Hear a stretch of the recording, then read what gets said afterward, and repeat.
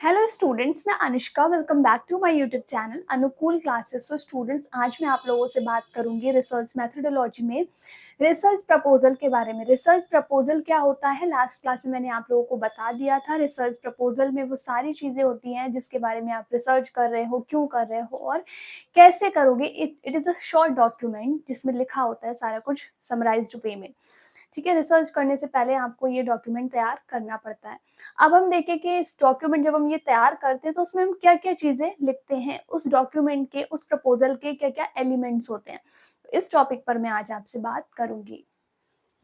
तो हमारा टॉपिक रहेगा एलिमेंट्स ऑफ रिसर्च प्रपोजल, कि रिसर्च प्रपोजल के कौन कौन से एलिमेंट्स होंगे, कि उसमें आपको क्या क्या लिखना मस्ट है। तो सबसे पहले हम उसमें इंट्रोडक्शन लिखेंगे। रिसर्च प्रपोजल में सबसे पहले हम इंट्रोडक्शन लिखेंगे। एंड इंट्रोडक्शन में आप देखिए क्या क्या चीजें होंगी। पहला होगा टॉपिक एरिया। टॉपिक एरिया का मतलब किस टॉपिक पर आप रिसर्च करने जा रहे हैं। टॉपिक एरिया में what is the topic of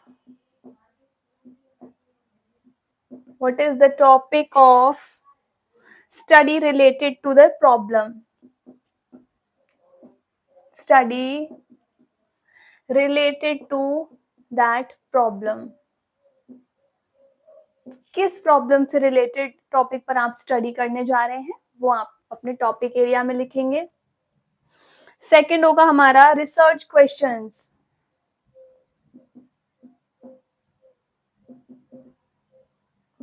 इसमें आप वो क्वेश्चंस लिखेंगे जिनका आंसर आप देने जा रहे हैं अपने इस शॉर्ट डॉक्यूमेंट में। क्या फाइंड आउट आप करने जा रहे हैं, किस क्वेश्चन का आप आंसर देने जा रहे हैं, वो आप अपना रिसर्च क्वेश्चंस के कॉलम में लिखेंगे। उसके बाद आएगा सिग्निफिकेंस ऑफ नॉलेज।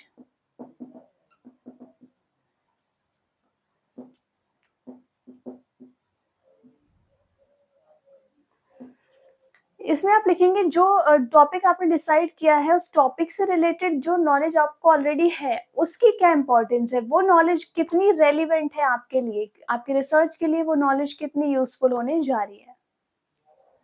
ठीक है, तो इंट्रोडक्शन वाले पार्ट में हमने ये 3 पॉइंट्स लिखे, इसको नोट कर लीजिए आप लोग।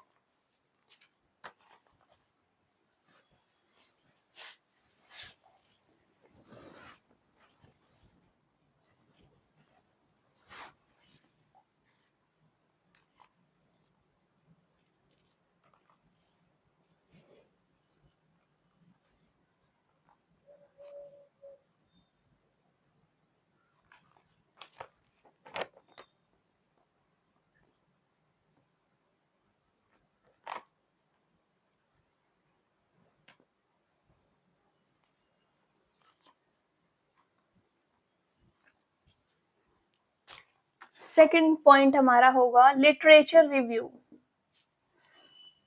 Literature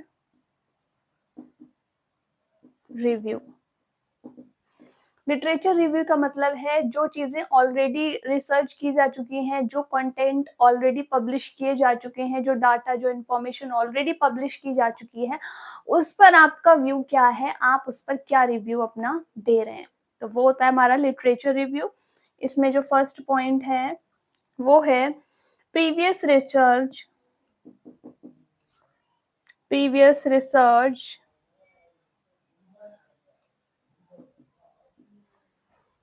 others and yours.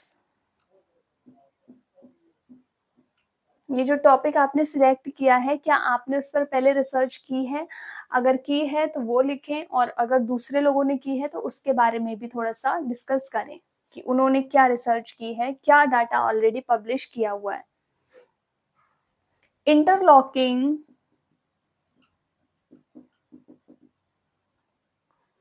Findings and unanswered questions.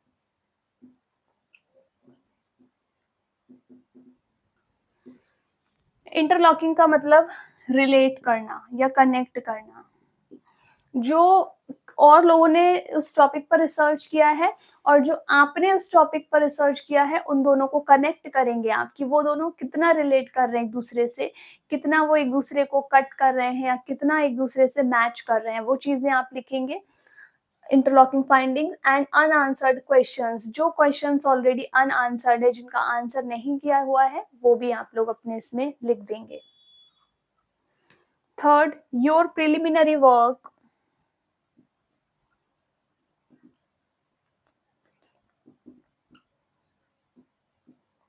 Preliminary का मतलब होता है प्रारंभिक,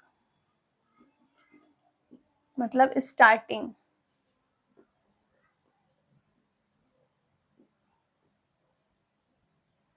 प्रारंभिक on the topic, work on the topic. जो आपने टॉपिक सिलेक्ट किया है उस पर आप कितना वर्क अपना पहले ही कर चुके हैं, वो चीज भी आपको इस पे लिखनी होगी। नोट कीजिए।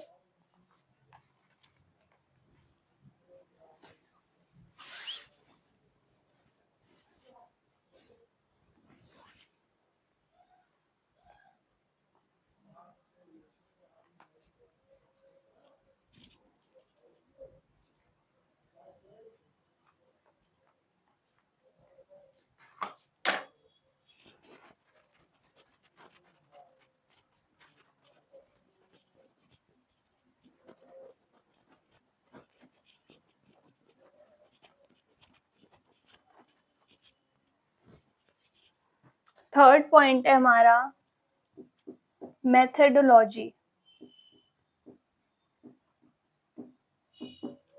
कि आप रिसर्च करने के लिए कौन कौन से मेथड्स यूज करेंगे।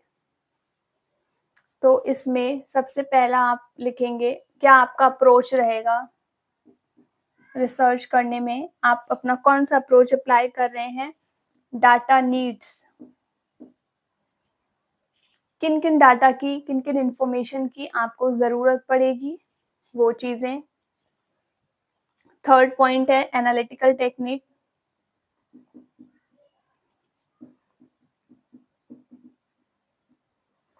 एनालिटिकल टेक्निक्स, कौन कौन सी एनालिटिकल मतलब टेक्निकल टफ टेक्निक्स आप यूज करने जा रहे हैं डाटा कलेक्शन के लिए। फॉर एग्जाम्पल कोरिलेशन, स्टैटिस्टिक्स की टेक्निक्स, रिग्रेशन, यह बहुत सारी होती हैं। इसमें से जो भी आप यूज करने जा रहे हैं अगर, तो आप उसको लिख दें। प्लान फॉर इंटरप्रिटेटिंग रिजल्ट्स, और आपने रिजल्ट को अचीव करने के लिए जो भी प्लान कर रखा है वो भी आप समझा दीजिए। नोट कीजिए इतना।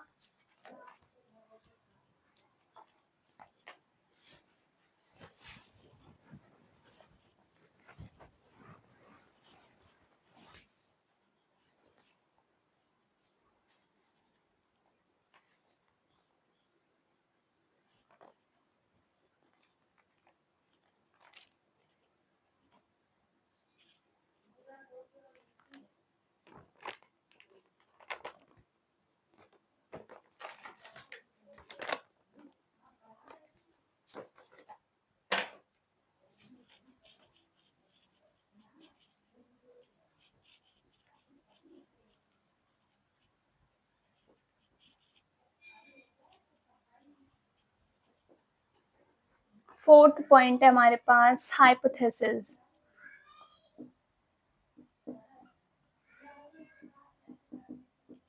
हाइपोथेसिस का मीनिंग पहले लिखिए।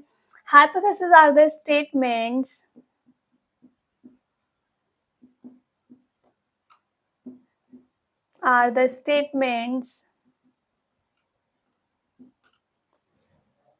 that are yet to be tested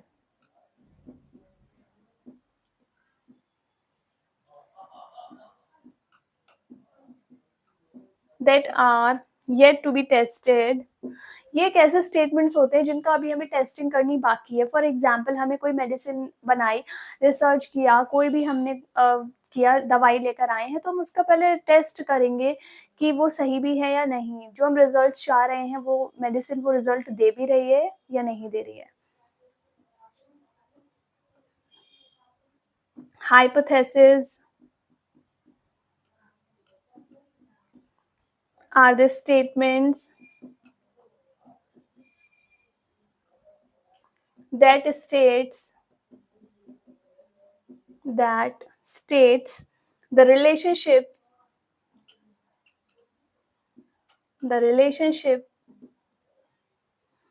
between two or more variables, between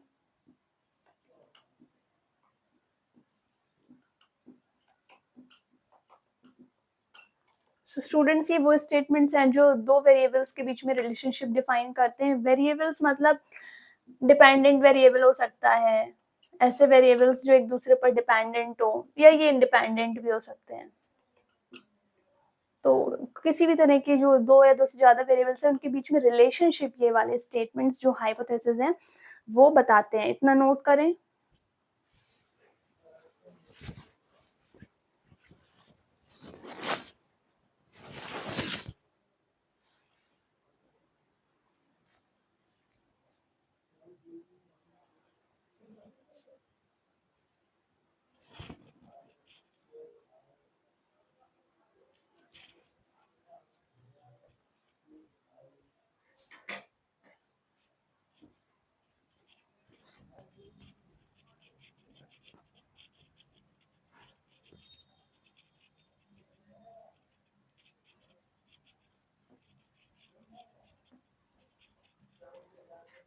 hypothesis का एक एग्जांपल नोट कर लें।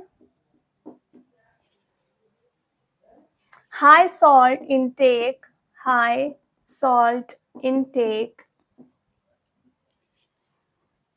has negative impact या effects on human health।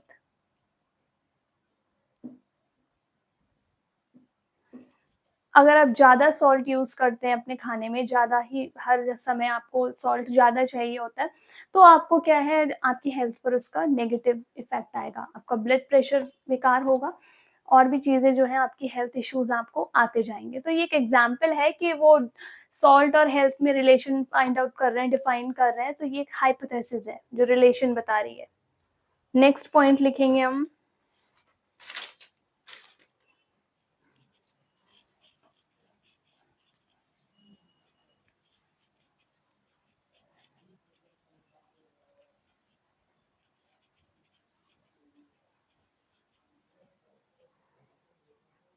Fifth point है हमारा एक्सपेक्टेड रिजल्ट्स या रिजल्ट्स। जो भी आपको लग रहा है कि ये आपको रिजल्ट मिलेगा, एक्सपेक्ट आप जो कर रहे हो, वो आप अपने इस short document which is result proposal, research proposal, उसमें आप वो लिख दो। फिर है हमारा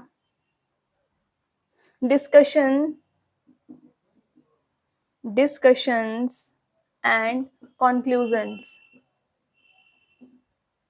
आपने अपने रिसर्च प्रपोजल को किसी के साथ भी डिस्कस किया है यूनिवर्सिटी में, तो जो भी डिस्कशंस हैं और जो भी कंक्लूजन्स निकल कर आए हैं उनको भी आप अपने रिसर्च प्रपोजल में लिख दीजिए।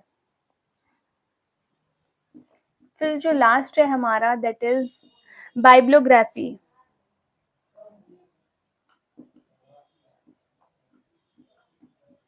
बाइब्लियोग्राफी इसको नोट करेंगे। इसका मतलब होता है list down all the sources used in alphabetical order। तो बाइब्लियोग्राफी भी आप लिखोगे, मतलब अगर आपने कोई भी सोर्सेज़ यूज़ किए हैं रिसर्च करने में, कोई भी आप सोर्सेज़ यूज़ करने जा रहे हो, तो आप वो उसकी भी लिस्ट अल्फ़ाबेटिकल ऑर्डर में आपको बतानी पड़ेगी अपने रिसर्च प्रपोज़ल में। नोट कर लीजिए। ये जो है बाइब्लियोग्राफी, इसका भी हम एक सेपरेट क्वेश्चन करेंगे, ये पर्टिकुलर टॉपिक एक सेपरेट है, इसका एक क्वेश्चन आता है एग्ज़ाम में, इसको भी हम अलग से करेंगे। इतना नोट कीजिए।